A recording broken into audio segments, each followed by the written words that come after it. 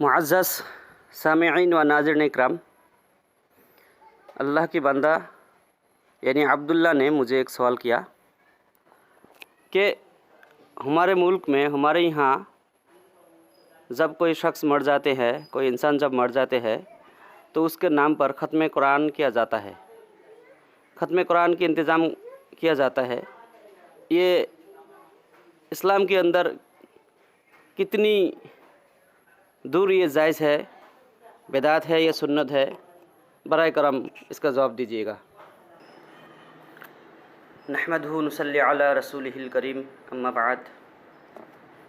ये भाईजान जो सवाल किया है, ये सवाल एक अहम सवाल है कि हमारे मुल्क में, हमारे यहाँ जब कोई इंसान मर जाता है या तो मरने के करीब हो जाता है, तब ख़त्म कुरान के इंतज़ाम किया जाता है।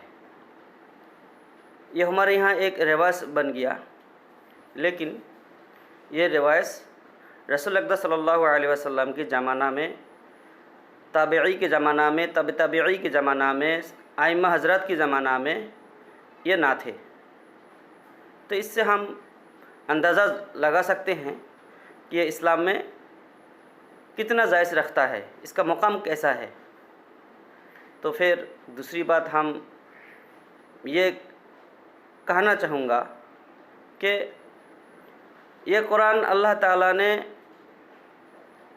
जिंदा लोगों के ऊपर नाजिल फरमाया और हिदायत के तौर पर कि जब कोई शख्स इस कुरान पर नज़र रखे और उसी पर अमल करे तो एक शख्स अल्लाह की हिदायत मिल जाएगा। लेकिन ये कुरान हम लोग घर में कोई दूसरे एक सलफ़ में रख देते हैं और जब कोई इंसान मर जाते हैं तो उसके लिए सिर्फ़ इस्तेमाल करते हैं, पढ़ते हैं, तिलावत करते हैं। इससे मालूम होता है कि बास लोग ये समझेगा ये कुरान अल्लाह ताला ने मुर्दों के लिए भेजा, हालांकि ऐसा नहीं। ये रसूल अक़दस सल्लल्लाहु अलैहि वसल्लम के ऊपर नाजिल हुआ और रसूल सल्लल्लाहु अलैहि वसल्लम ने ऐसा काम को भी ज़िंदगी में नहीं किया, ना सहाबा किया, ना हुक्म दिया। आप सल्लल्लाहु अलैहि वसल्लम की ज़िंदगी में जब आपकी उम्र 52 साल थी तो उस वक्त उसके बीवी हज़रत खदीजा रज़ियल्लाहु तआला अन्हा ने इंतकाल फरमाई और जिससे आप सल्लल्लाहु अलैहि वसल्लम की बहुत मोहब्बत भी थी। आप सल्लल्लाहु अलैहि वसल्लम ने हज़रत खदीजा के ऊपर कोई ख़त्म कुरान का इंतज़ाम नहीं किया, ना खुद पढ़ा, ना सहाबा को पढ़ने का हुक्म दिया। और खुलफ़ाए राशिदीन के ज़माना में भी ऐसा नहीं। मिसाल के तौर पर हज़रत अली रज़ियल्लाहु तआला अन्हु और उसकी बीवी फ़ातिमा रज़ियल्लाहु तआला अन्हा से बहुत मोहब्बत थी और औलाद रसूल भी थी। और उसके फ़ातिमा की 2 बेटा हज़रत हसन और हुसैन, उन्होंने अपने ज़िंदगी में अपने माँ को खो डाला फ़ातिमा के इंतकाल में। ये सब सहाबा की मौजूदगी में कोई शख्स ये ख़त्म कुरान की इंतज़ाम नहीं किया।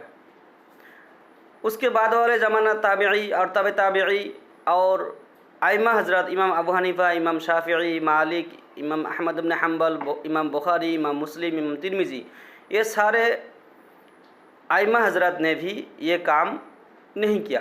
तो इससे साबित होते हैं कि कोई शख्स इस ख़त्म कुरान में सवाब हासिल करना चाहता है मुर्दा के लिए तो ये एक बिदात बन जाता है।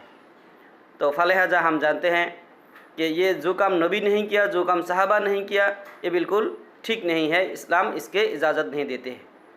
सिर्फ़ रसूल अक़दस सल्लल्लाहु अलैहि वसल्लम ने इरशाद फरमाते हैं जब कोई इंसान मर जाते हैं तो उसके 3 अमल के बग़ैर सब अमल उससे अलग हो जाते हैं। रसूल अक़दस सल्लल्लाहु अलैहि वसल्लम ने फरमाया कि इज़ा मातल इंसानु इनक़तअ अन्हु अमलहु इला आख़िरिल हदीस। इसमें फरमाते हैं कि जब कोई शख्स मर जाते हैं तो उसके लिए हर अमल उसके लिए हर अमल उससे मुनक़ता हो जाते हैं, अलग हो जाते हैं, लेकिन 3 बाकी रहते हैं। एक सदक़ा जारिया, हम जानते हैं सदक़ा जारी किसको कहते हैं। एक ऐसा इल्म जो खुद जिससे नफ़ा हासिल किया और दूसरों को भी नफ़ा हासिल करने के लिए सीखा। और तीसरा ऐसा औलाद जो अपने वालिदैन मरने के बाद अल्लाह की बारगाह में दुआ फरमाए, یہ 3 عمل کے علاوہ کوئی عمل مردوں کے لیے کافی نہیں ہے۔ ہاں، رسول صلی اللہ علیہ وسلم نے فرمایا زارو قبورکم، اور دوسرے ایک حدیث میں ہے کہ استغفر لاخیکم۔ یہ دونوں حدیث سے یہ رسول صلی اللہ علیہ وسلم نے فرمایا کہ اپنے بھائی کے لیے استغفار کرو، اس کی قبر کی قریب جاؤ تاکہ تمہارا موت کا بھی ذکر آ جائے گا، موت کا خیال آ جائے گا، دنیا کی محبت تمہارے دل سے خالی ہو جائے گا۔ یہ حکم بتایا، لیکن آپ صلی اللہ علیہ وسلم نے کوئی بھی کسی کو ختم قرآن کے لیے نہیں بلایا اور نہیں پڑھا، تو زکم نبی نہیں کیا ہم کیسے کریں گے؟